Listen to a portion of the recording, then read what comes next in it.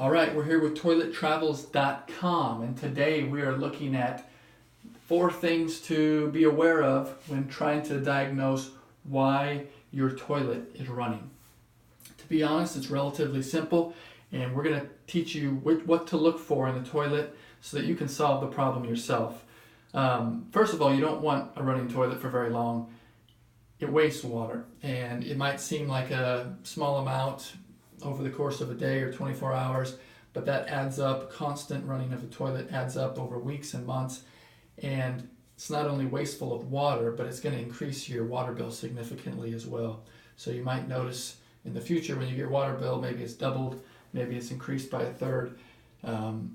It does waste a lot of water, and it's expensive. Other people might be avoiding fixing their toilet because they're worried about the cost of a plumber. And the good thing about a running toilet is that you can usually fix it yourself, and so a plumber isn't needed. You feel free to call a plumber if you need to, but if you're pretty handy, even if you're not handy, you can learn a few things today that will help you diagnose the problem. So when you look into your toilet, first of all, you're going to want to take off the lid. We've taken off the lid to the tank already, and we're looking inside.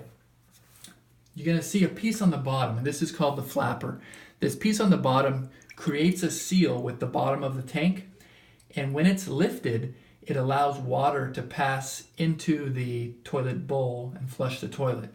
Now, this lever here on the outside, this is what we use to flush the toilet. You can see when I move it, it's connected to a chain, and when I push it down, it will pull the lever up, and it will pull the flapper up as well.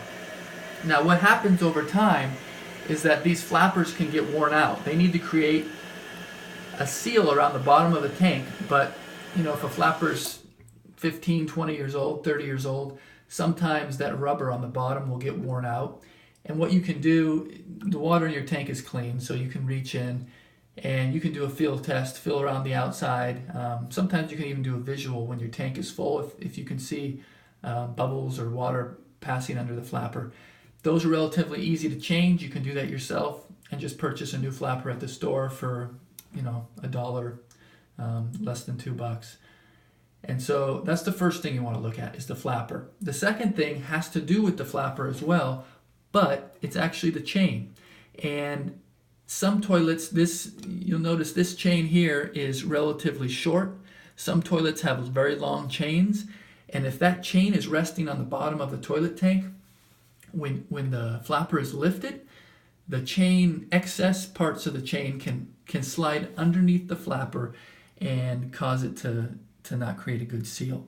So look at the size of the chain. If the chain is getting tangled and getting stuck underneath the flapper, then of course you're going to have a running toilet. So those are the first things to look at, and those are both connected to each other, so relatively easy to see if that's the problem. The other thing you're going to want to look at is the float, which is here, and various toilets will have different types of floats. Sometimes it's a stick and a ball. Other times there's a piece that goes around this pipe that moves up and down. This one is like a cup. It's an upside down cup. So air brings it up as the water fills the toilet, and then the water is cut off eventually. You can see how it comes up and it turns off the water when it gets to a certain height. But this other piece is the overflow valve. And the overflow is important because if the water level is too high and goes over this overflow, then water is going to be running into this pipe constantly, and that can also cause problems. So the overflow and the float are also very closely related. If the float is positioned too high or too low, then it's going to continue filling, and watch, I'm holding it down so you'll be able to see water going into the overflow. And what this does is it protects it from the tank filling up too much. We don't want it to overflow ever. So that's what this overflow does. But our float here is supposed to control when the water turns off and on.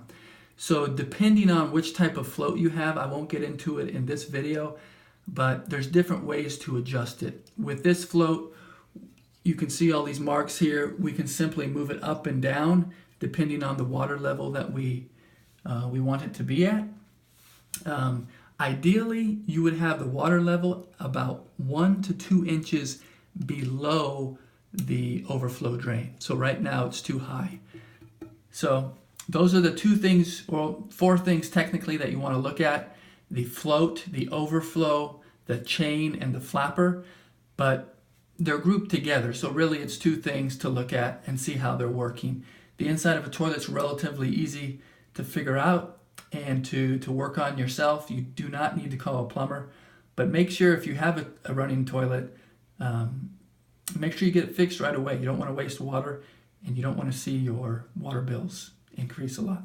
Thanks for watching another video by toilettravels.com. Visit us for more info.